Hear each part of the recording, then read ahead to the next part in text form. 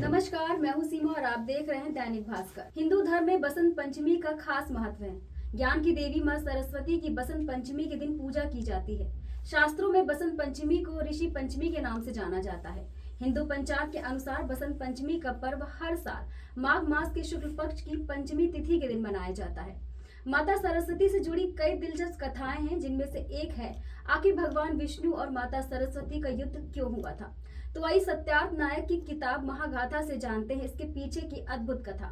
एक बार माता सरस्वती ने ब्रह्मा जी से प्रश्न किया, उनमें माँ लक्ष्मी और माता पार्वती में सबसे ज्यादा ताकतवर और विशेष कौन है।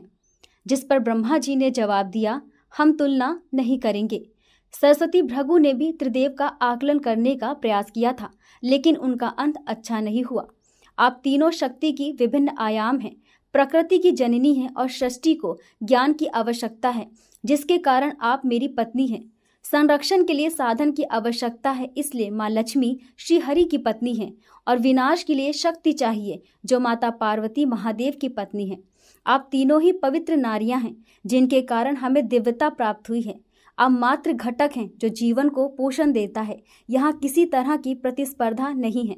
माता सरस्वती ने आगे कहा, मैं आपकी जीभ पर रुका हुआ उत्तर जान सकती हूँ, क्योंकि मैंने जैसे ही प्रश्न किया आपके मन में एक नाम आ चुका था। इसलिए मुझे अपनी पसंद बताइए प्रभु। जिस पर ब्रह्मा जी उत्तर देते हुए कहते हैं, अगर मुझे चुनना ही पड़े तो मैं माता लक्ष्मी को चुनूंगा। यह बात सुनकर माता सरस्वती चुप हो गई। अगले दिन वह किसी को नहीं मिली। ब्रह्मा जी ने ऊपर नीचे सब जगह खोजा, लेकिन कुछ पता नहीं लगा। देवी ने देवता को त्याग दिया था। कई दिनों के बाद सभी देवता भूलोक पर प्रकट हुए। ब्रह्मा जी एक यज्ञ कर रहे थे और देवतागण उस यज्ञ में भाग लेने के लिए पहुंचे थे। यज्ञ देवी का निर्माण सप्तकोणीय तारे के रूप में किया गया था, जिसके प्रत्येक कोण पर एक एक सप्तऋषि विराजमान थे। गंगा तट से जल और इंद्र के उद्यान से पुष्प लाए गए थे। अग्नि देवी वेदी को प्रज्वलित कर रहे थे और वायुदेव अग्नि की लपटों का पोषण कर रहे थे। विष्णु जी अपना शंख और शिव डमरू बजा रहे थे। नारद जी ने मंत्र जपना शुरू किया था और वे स्तंभित हो गए। तभी एक वीणा का स्वर गूंजने लगा, जिसमें अन्य सारी आवाजें दब गई। माता सरस्वती इस तरह प्रकट हुई जैसे किसी ने पहले नहीं देखा था। वीणा पीड़ा से कराह और गुस्से से गुर्रा रही थी। सरस्वती की उंगलियों से खून बह रहा था। उनकी आंखें दहक रही थी। वीणा के स्पंदन से तीनों लोग कांपने लगे। उन्होंने अपने वाद्य को अस्त्र में बदल दिया था। संगीत अपशकुन की तरह सुनाई पड़ रहा था। सहस ब्रह्मांड ऐंठने लगा, मानो किसी ने उसकी रीढ़ तोड़ दी हो। माता सरस्वती की वीणा का एक तार टूट गया था। फिर ब्रह्मा जी ने माता सरस्वती से रुकने का निवेदन किया।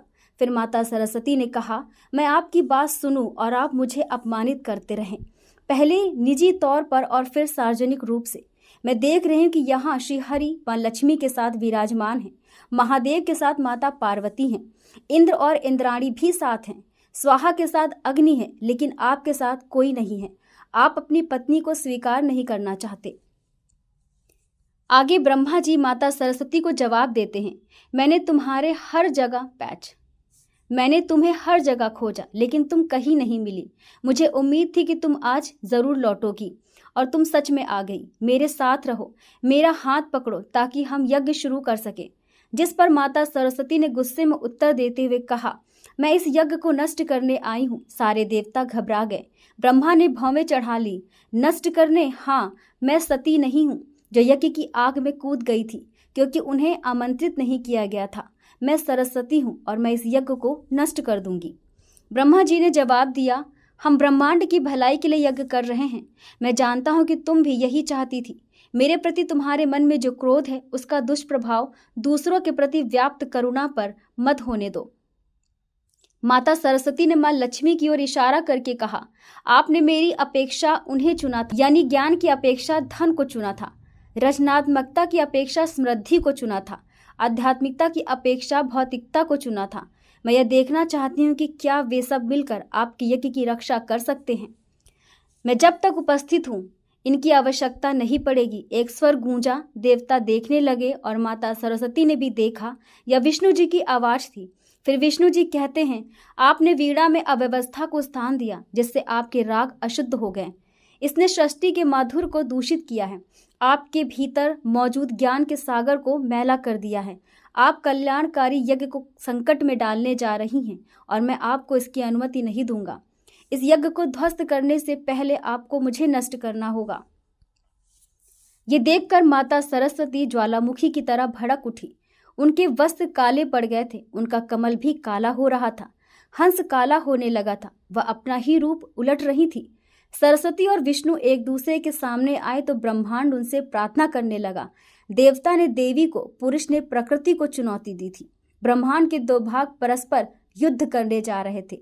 सरस्वती ने तुरंत माया शक्ति को एक विशाल नारकीय अग्नि के रूप में प्रकट कर दिया, लेकिन विष्णु जी ने उसे तत्काल बुझा दिया। फिर सरस्वती ने कपालिका शक्ति प्रकट की, लेकिन विष्णु जी ने उसे भी विफल कर दिया और इस युद्ध में माता सरस्वती की जीत हुई, जिसके बाद से आज के दिन उनकी पूजा की जाने लगी, जिसे बसंत पंचमी के नाम से जाना जाता है। तो ये थी बसंत पंचमी मनाए जाने की पीछे की कथा, और आपने जाना कि आज के दिन माता सरस्वती की पूजा क्यों की जाती है। तो इसी के साथ दैनिक भास्कर की ओर से आप सभी को बसंत पंचमी की हार्दिक शुभकामनाएं। नमस्कार।